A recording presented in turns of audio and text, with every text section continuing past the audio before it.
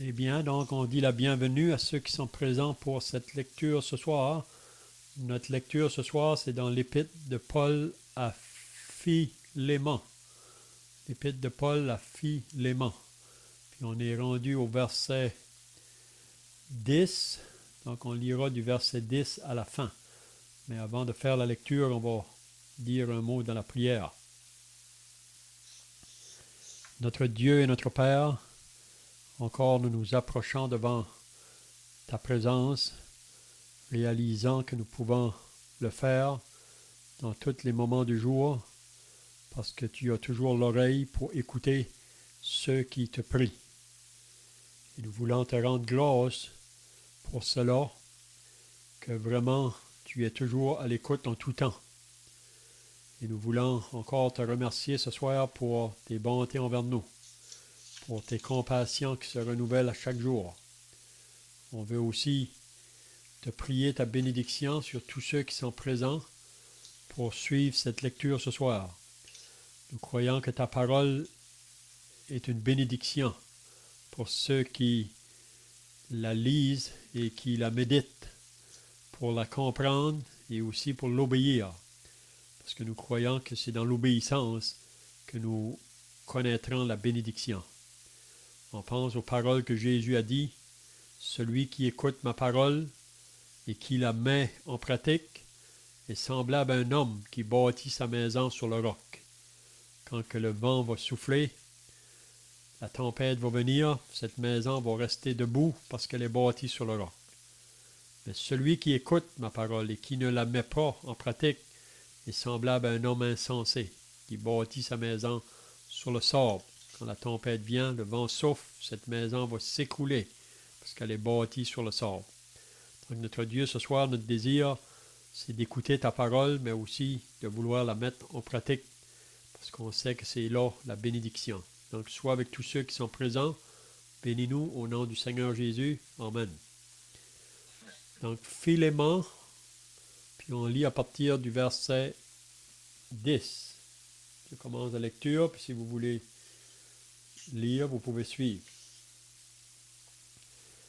Je te prie pour mon enfant que j'ai engendré étant dans les chaînes Onésime, qui autrefois t'a été inutile, mais qui maintenant est utile et à toi et à moi. Je te le renvoie, lui, sorti de moi-même. J'aurais désiré le retenir auprès de moi pour qu'il me serve à sa place, pendant que je suis dans les chaînes. L'Évangile.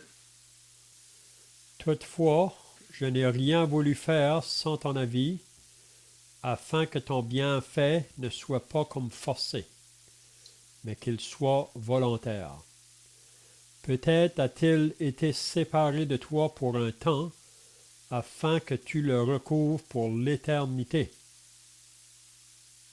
Non plus comme un esclave, mais comme supérieur à un esclave, comme un frère bien-aimé, de moi particulièrement, et de toi à plus forte raison, soit dans la chair, soit dans le Seigneur.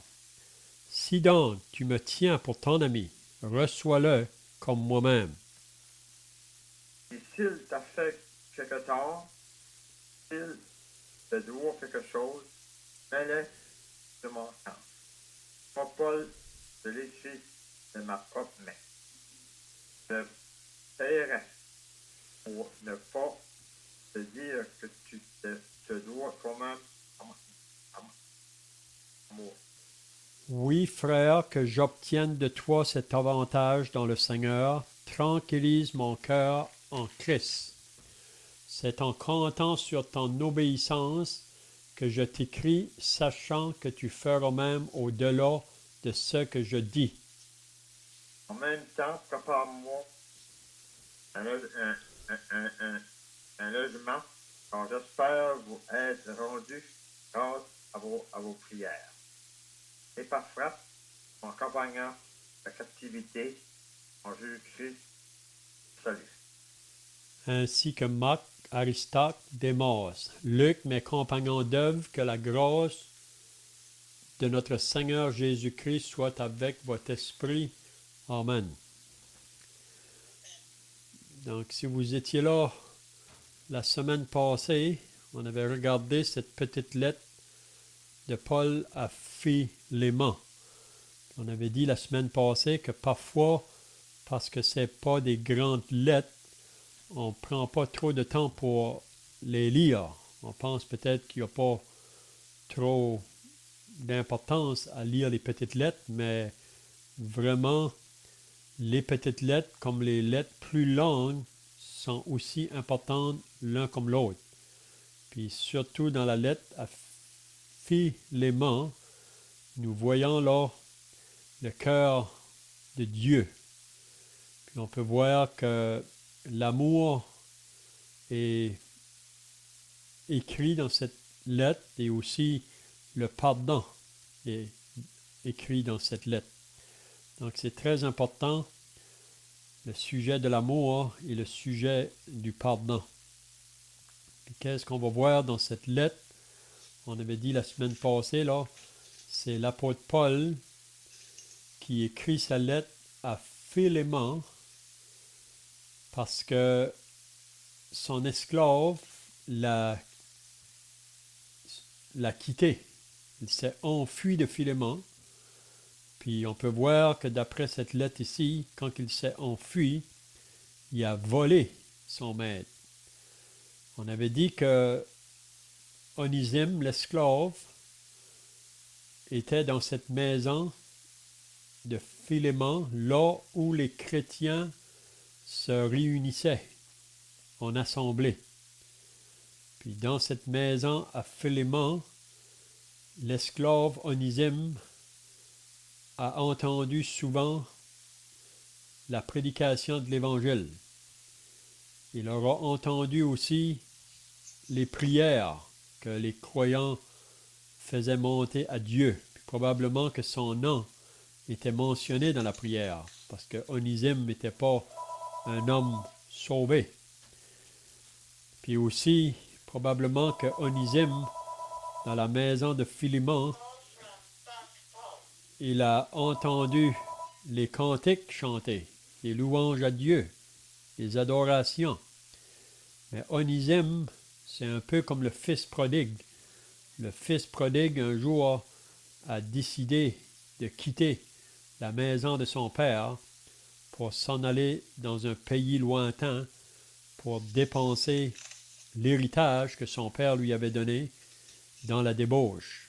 Puis si vous vous rappelez de l'histoire du fils prodigue, le fils prodigue, après qu'il a été dans un grand besoin, parce que vous savez que le péché, il peut avoir un plaisir pour un temps. On a beaucoup d'amis autour de nous, surtout si on a beaucoup d'argent. Mais quand on n'a plus d'argent, il n'y a plus d'amis, il n'y a plus de plaisir, puis on est vraiment misérable. Puis ça, vraiment, c'est l'homme dans ses péchés, l'homme qui a toujours un cœur vide, puis qui essaye de le combler par les choses que le monde a à lui offrir, mais il ne peut jamais être rassasié par ces choses-là. Ça nous laisse vide. Donc, si vous vous rappelez le fils prodigue dans le champ, en train de garder les cochons, il aurait même voulu manger la nourriture qu'on leur donnait. Puis c'est à ce moment-là qu'il a rentré en lui-même, puis il a dit, je vais retourner vers mon père.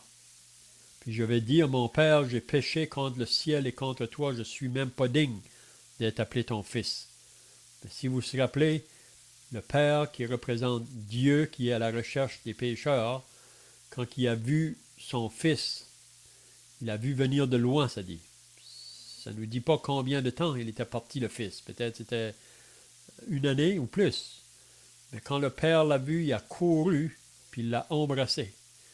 Puis il a dit, mon fils qui était mort est revenu à la vie. Celui qui était perdu, je l'ai retrouvé. Donc, Onésime, ici, l'esclave de Philémon, c'est un peu la même chose que le fils prodigue. Il a décidé de quitter son maître parce que peut-être il était fatigué d'entendre la parole de Dieu ou qui entendent les cantiques, il n'était pas intéressé. Il y avait d'autres pensées dans sa tête, puis c'était probablement la pensée de fuir son maître pour aller s'amuser dans le monde du péché.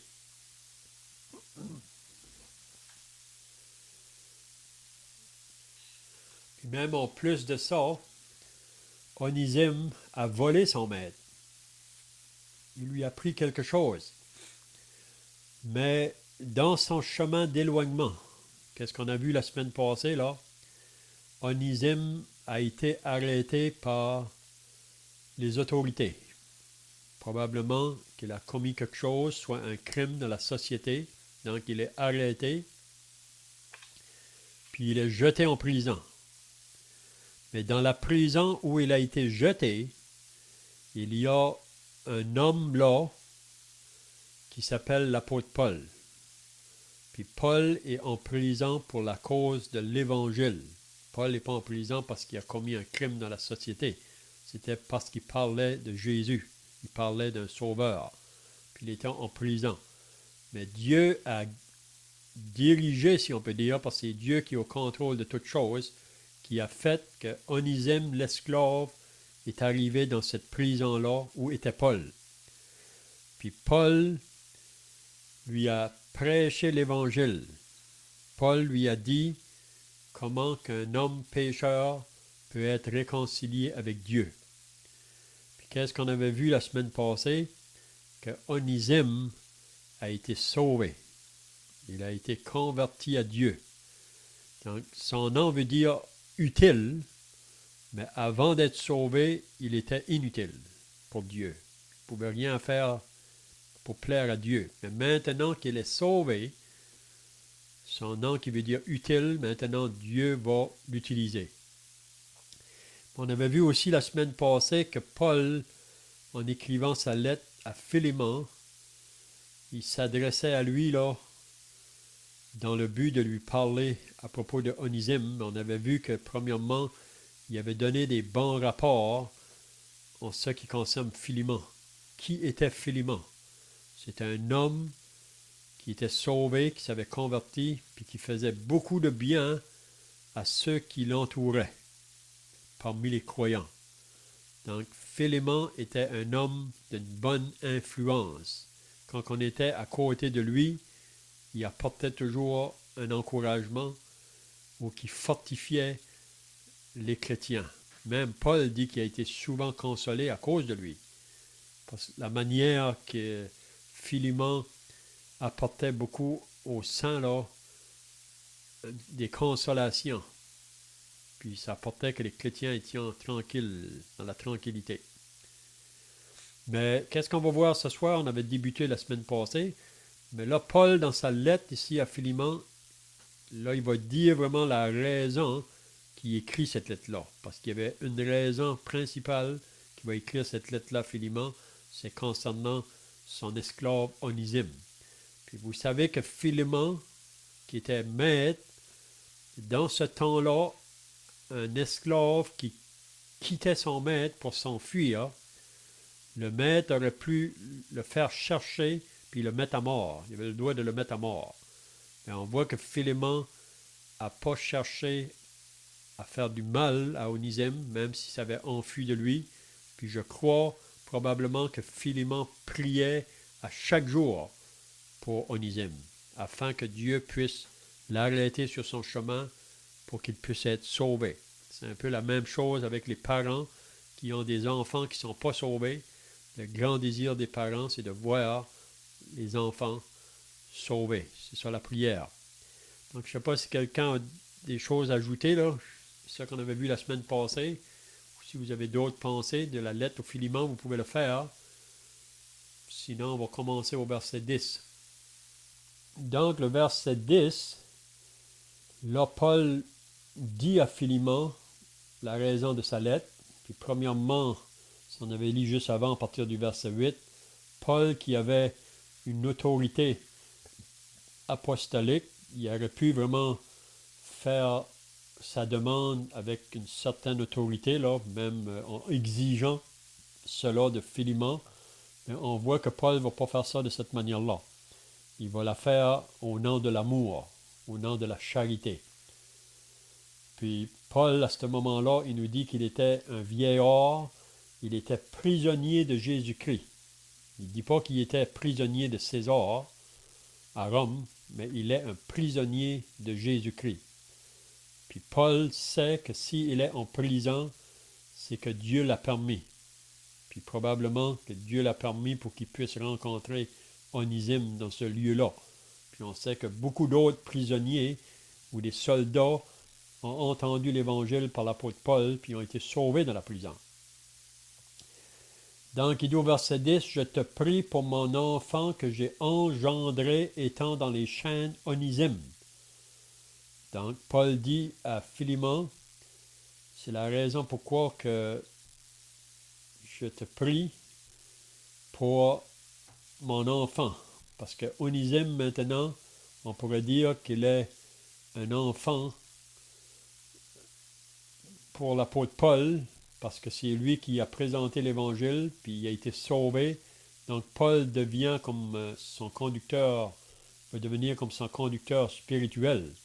Oui? Donc, il appelle son enfant. Parce que le moment qu'on est sauvé, qu'on devient un enfant de Dieu, donc c'est vraiment proche là, pour le serviteur de Dieu. Il voit comme son enfant. Même Paul dit aux Thessaloniciens, si vous lisez dans le chapitre 2 de 1 Thessaloniciens, il disait qu'il était comme une mère qui prend soin de son enfant, une nourrice qui prend soin de son enfant. Paul était comme ça avec les croyants, même qu'il dit qu'il était comme un père pour les croyants. Donc là, il va dire concernant Onésime, qui autrefois t'a été inutile. Donc Paul dit à Philémon, Onésime, autrefois, il n'a pas été utile pour toi. Il t'a fait même du tort.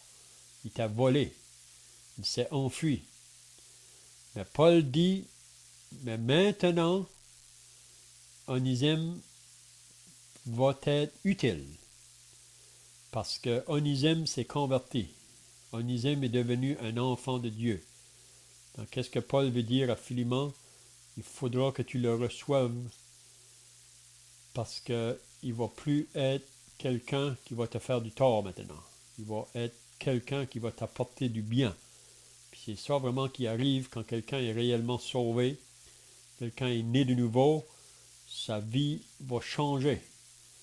Puis sa vie change pour faire les choses qui vont être agréables à Dieu, puis même agréables à ceux qui sont autour de nous. Donc, il dit, il va être utile, pas seulement à toi, mais aussi à moi. Donc, on voit que cet homme-là, Onésime, a vraiment expérimenté une vraie conversion, une conversion réelle. Puis Paul pouvait le discerner. Donc, il dit ensuite, je te le renvoie, lui, mes propres entrailles.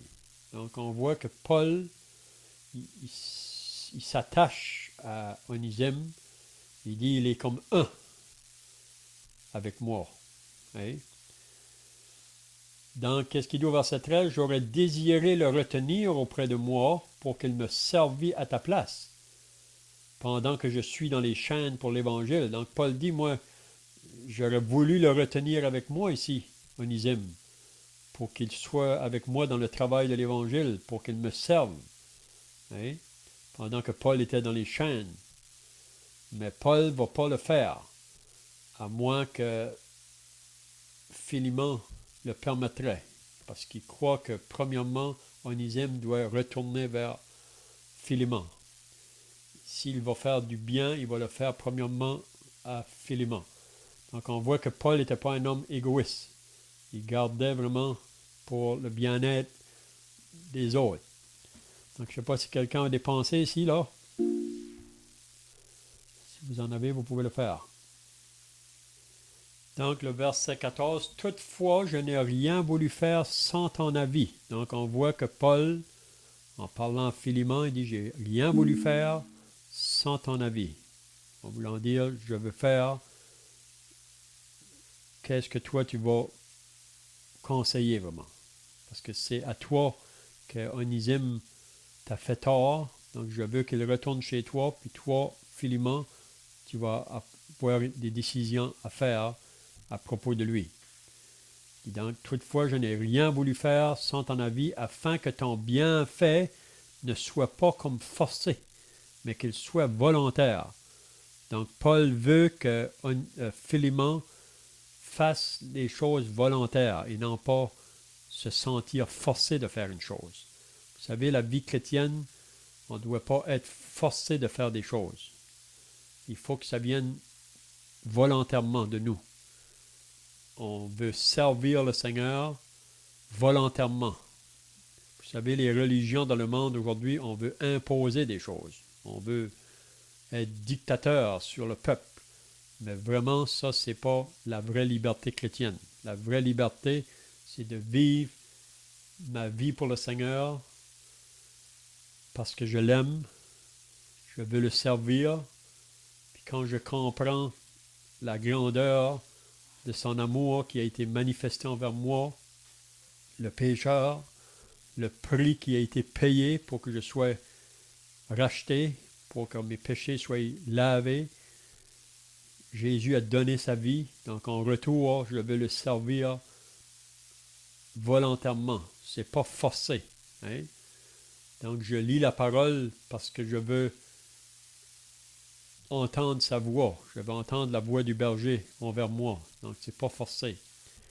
Si je vais prier ou parler avec Dieu, je le fais volontairement. Hein?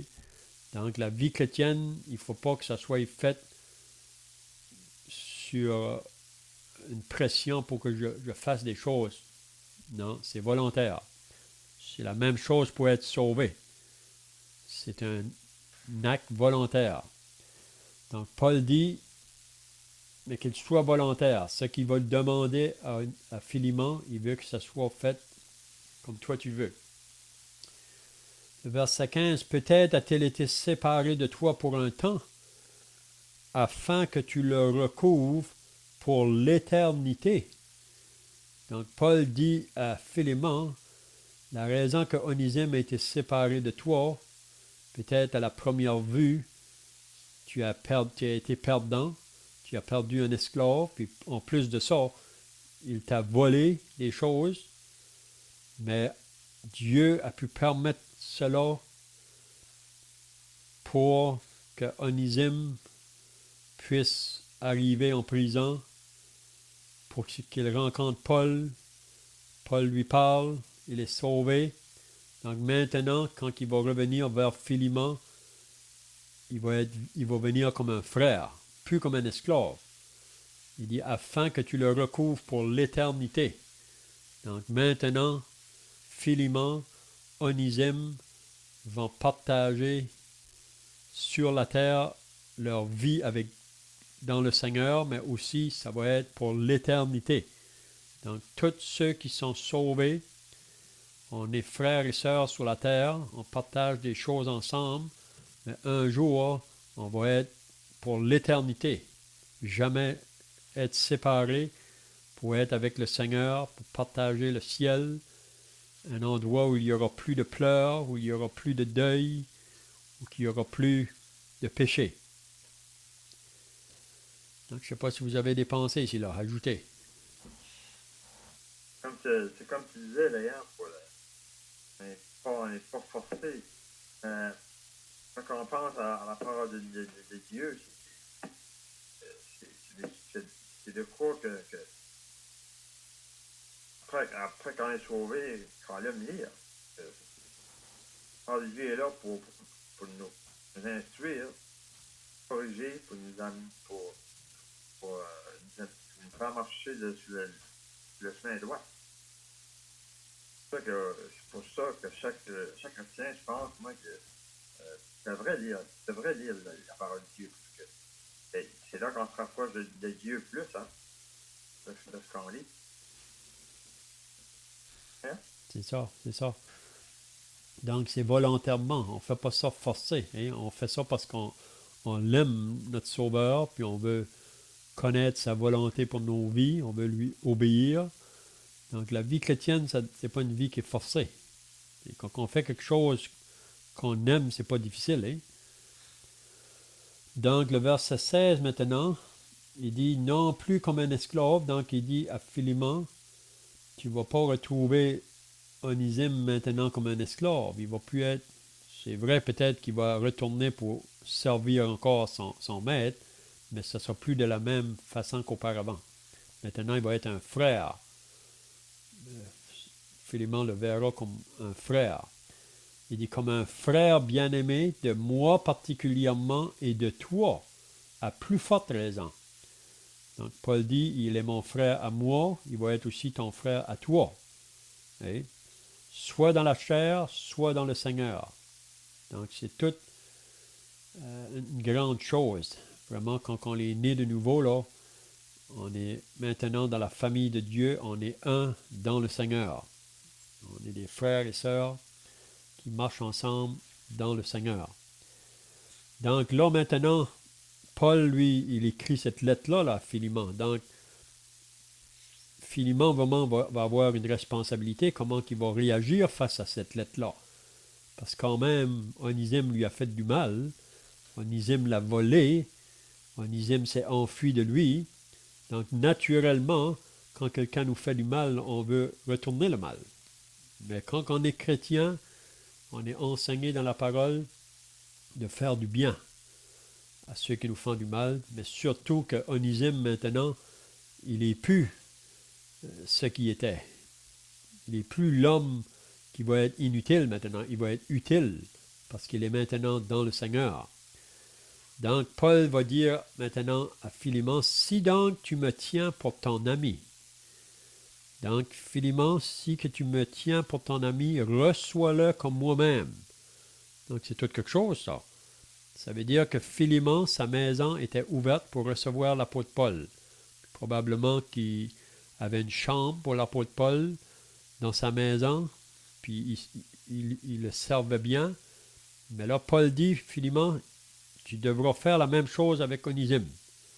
Si donc tu me tiens pour ton ami, reçois-les comme moi-même. Donc c'est comme si que quand Onésime va arriver chez toi, tu l'acceptes comme si tu m'acceptais moi. Puis là, il va lui dire, et s'il t'a fait quelque tort, parce qu'Onésime lui a fait du tort, ou s'il te doit quelque chose, qu'est-ce que Paul dit? Mets-les sur mon compte. Donc ici, vraiment, Paul est un portrait vraiment du Seigneur Jésus. Et c'est Jésus vraiment qui a pris sur lui nos péchés. On devait une grande dette à Dieu. Nos péchés nous ont fait qu'on devait une grande dette à Dieu qu'on ne pouvait pas payer nous-mêmes. Même Onésime, il ne peut pas payer peut-être sa dette ou l'argent qu'il a pris de son maître. Mais Paul va dire, s'il t'a fait quelque tort ou s'il te doit quelque chose, mets-le sur mon compte. En voulant dire, moi, je vais payer pour. Donc ça, c'est vraiment l'amour d'un frère pour un autre frère. On est prêt à se dépenser ou même à donner de nos biens pour pourvoir à leurs besoins. Donc, s'il t'a fait quelque tort ou s'il te doit quelque chose, mets-le sur mon compte. Puis là, Paul va dire, moi, Paul, je l'écris de ma propre main. Donc, cette lettre ici, Paul dit, je l'écris de ma propre main. Parce que ce n'était pas une longue lettre. On voit qu'il y a beaucoup d'autres lettres que Paul a écrites, mais il a dicté à quelqu'un d'autre pour l'écrire pour lui. Mais ici, il dit, moi, Paul, je l'écris de ma propre main. Et donc, si que Onésime t'a fait du tort, Philémon, si t'as volé quelque chose, mets-le sur mon compte. Moi, je vais payer pour lui.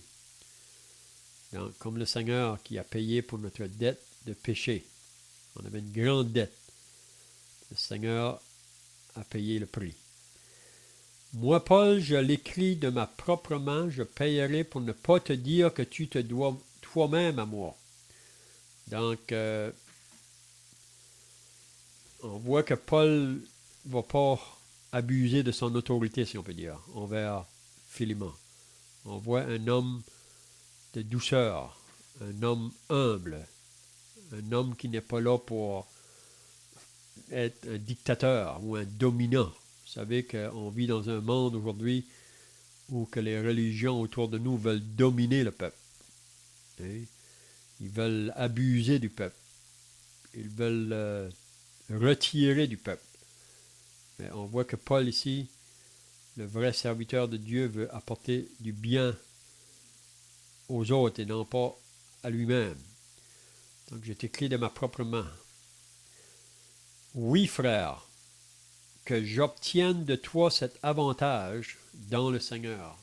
Donc Paul dit à Philémon, je veux obtenir cet avantage-là dans le Seigneur, tranquillise mon cœur en Christ. Donc on voit que Paul, sa demande qu'il fait à Philémon, là, puis si Philémon va obéir à ce qu'il lui demande, sans le forcer, il veut qu'il le fasse volontairement, mais si qu'il va le faire, ça va tranquilliser le cœur de Paul. Donc c'est beau ça, que moi je fais des choses qui amènent de la tranquillité sur les autres autour de moi. C'est vraiment beau et riche d'amour, si on peut dire. Donc, est-ce que quelqu'un a d'autres choses à ajouter là, jusqu'ici? Je pense que ici, cette-là, on peut penser certainement que ça nous parle à chacun de nous autres, parce que si tu dis pas qu'on a eu quelque chose avec un frère ou une sœur, peut-être pas d'accord, ou peut-être un peu de discorde. C'est ça que Paul veut dire, c'est que quand tout se suit la charge, on peut penser on devrait pardonner à un frère et sœur, c'est quand on a de quoi, quand on a fait que c'était pas correct.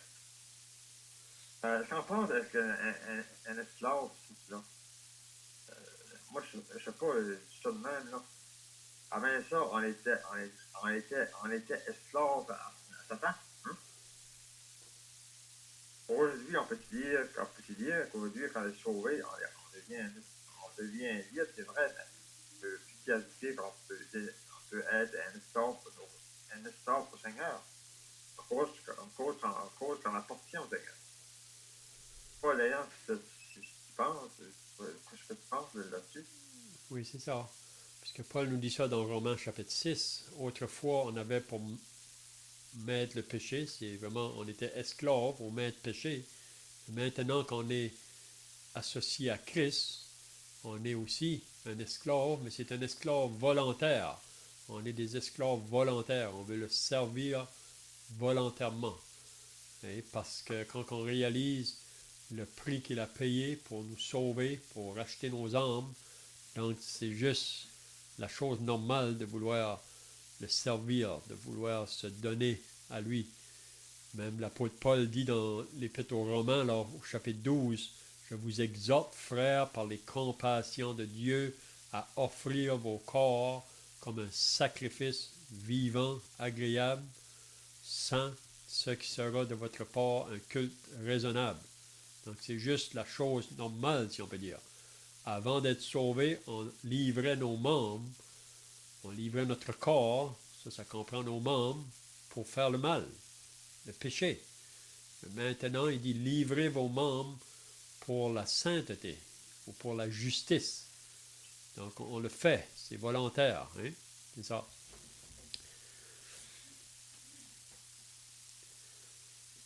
C'est vrai que avant ça, comme tu disais à Job, là, d'ailleurs, un esclave quelqu'un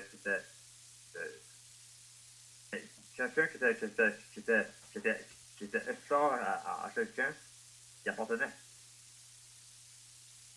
Maintenant, nous autres, on est sauvés, on a été sauvés, on peut dire qu'on appartient au Seigneur. Et c'est un nouveau, on peut dire ça, c'est un nouveau maître. On a le Seigneur. C'est ça que quand on est attaché à lui, on devient un même. On peut dire que quand le Seigneur nous a sauvés, on a donné maintenant, on veut marcher pour le Seigneur. C'est pas qu'on est forcé à le faire, mais On devrait avoir un cœur, là. Un cœur pour naître. C'est ça. Vous savez, il y a une histoire qui a été racontée à propos d'un homme qui a acheté un aigle, c'est un gros oiseau, pour l'avoir pour lui. Puis il l'a apporté chez lui. Puis qu'est-ce qu'il a fait? Il l'a attaché par une corde. Donc l'aigle pouvait voler en l'air, mais il n'était pas libre vraiment. Et donc son maître l'avait acheté vraiment pour qu'il soit à lui, comme esclave, on pourrait dire à lui. Donc il n'était pas libre. Il pouvait juste aller un bout de la corde, si on peut dire. Donc il a été acheté, mais pour être un esclave vraiment, il n'était pas libéré. Puis quand on est au diable, on est ses esclaves, mais on n'est pas libre. On est sous l'esclavage vraiment qui peut être très dur parfois, sous la servitude. Mais un jour, ça nous dit qu'il y a un autre homme qui a passé là où cet homme habitait. Puis quand il a vu l'aigle qui était attaché là par la corde, puis qui faisait toujours la même circulation, si on peut dire, cet homme ici a décidé de le racheter.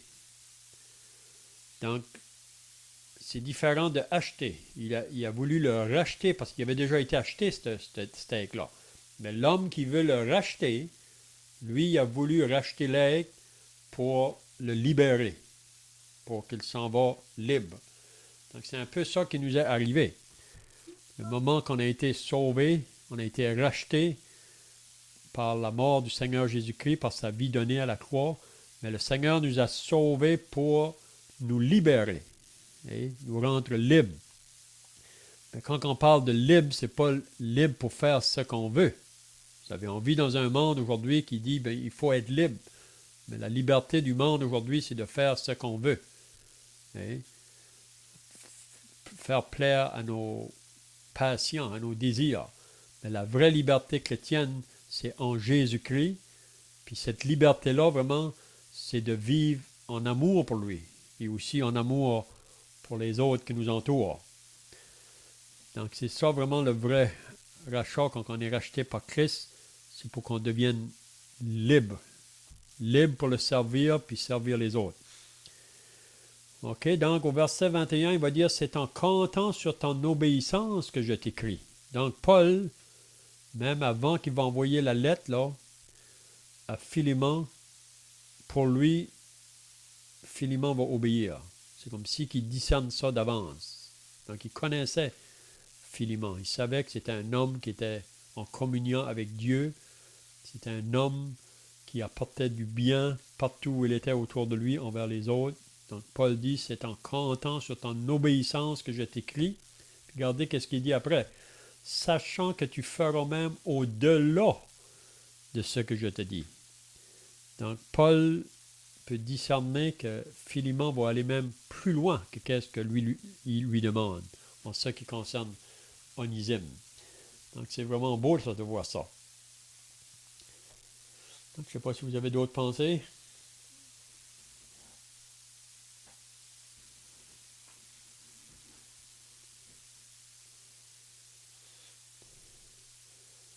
Donc le verset 22, on va terminer maintenant. En même temps, prépare-moi un logement.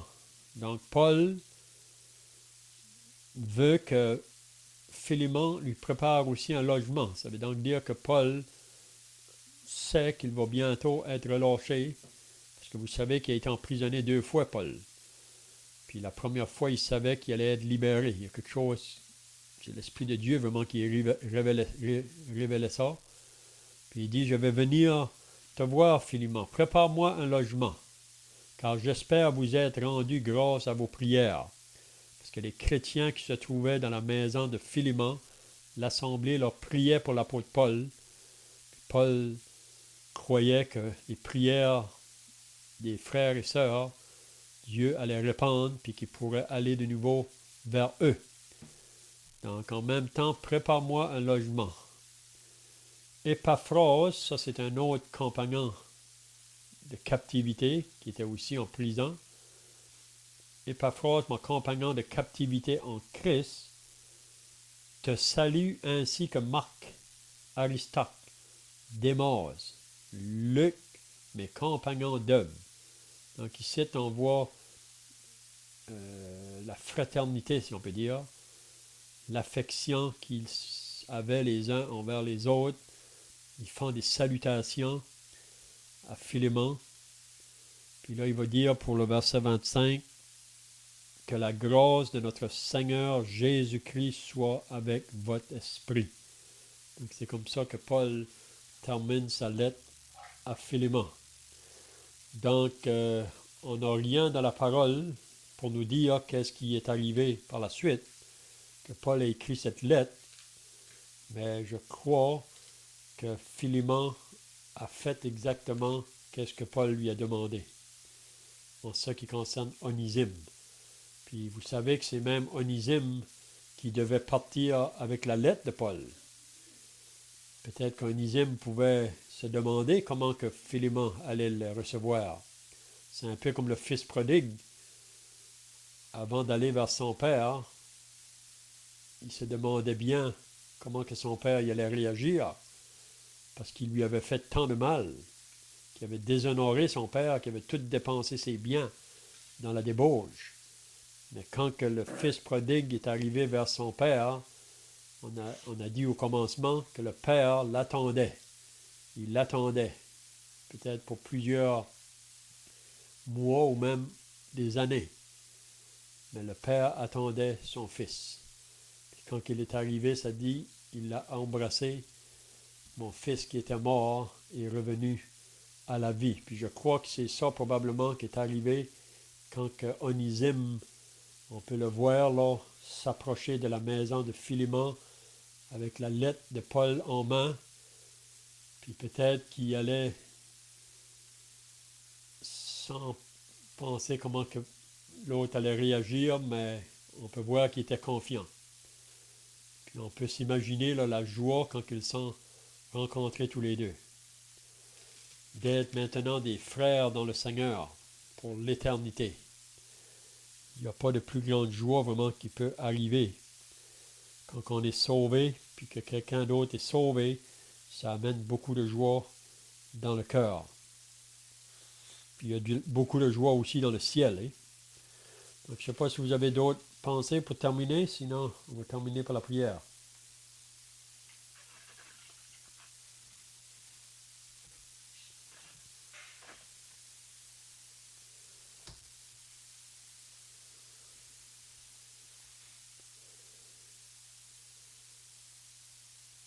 Donc on va prier. Ensuite, on peut chanter un cantique. Est-ce que Léolin veut prier? Seigneur de Dieu et notre Père dans le ciel, voilà, devant toi ce soir, on te remercie encore pour la parole, de Dieu, qui veut que tous les gens soient sauvés, en viennent à la connaissance de la vérité. Remercions de Dieu pour cette étude, en pensant de ce Dieu que donnant, nous appartenant au Seigneur, Seigneur Jésus. Et c'est Dieu qui nous a sauvés, qui nous a rachetés à un grand prix. Remercions le grand salut. Fils de Dieu, te prions, puisse sauver des âmes encore, aux gens de notre famille, enfants, et à nos enfants. Nous allons prions de Dieu pour parents, ton âge, nos frères et nos sœurs, 20 fois pour chacun de nous. Dieu, on dit qu'il y a plus de joie dans le ciel que le pécheur qui se repart. Remercions de Dieu encore pour ta grâce, ta grande miséricorde que tu as offert. Vraiment dans ton soir, minant, priant, Père aussi, que certainement d'aider à comprendre parole encore davantage. Ta parole est là pour t'instruire.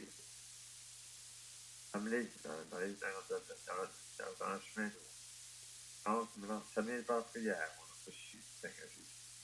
Amen. Amen. On peut chanter un cantique, le 289, si vous avez le chant de racheter là.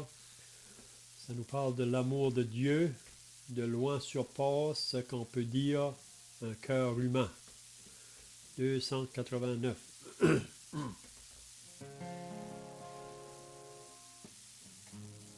L'amour de Dieu de loin surpasse ce qu'on peut dire un cœur humain. Il est plus grand que les espaces, même en l'abîme, il nous atteint. Pour le péché de notre monde, Dieu nous donnant Jésus, il nous pardonne, aux paix profondes, il sauve les perdus. L'amour de Dieu, si fort, si tendre, est un amour sans fin. Tel est le chant que font entendre les anges et les saints.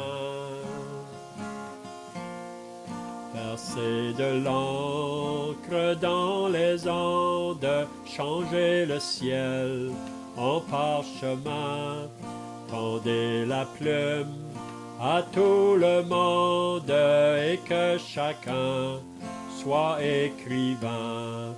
Vous dire tout, l'amour du Père ferait tarir les eaux et remplirait la place entière sur ces divins rouleaux.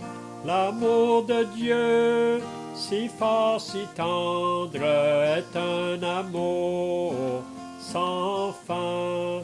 Tel est le chant que font entendre les anges et les saints.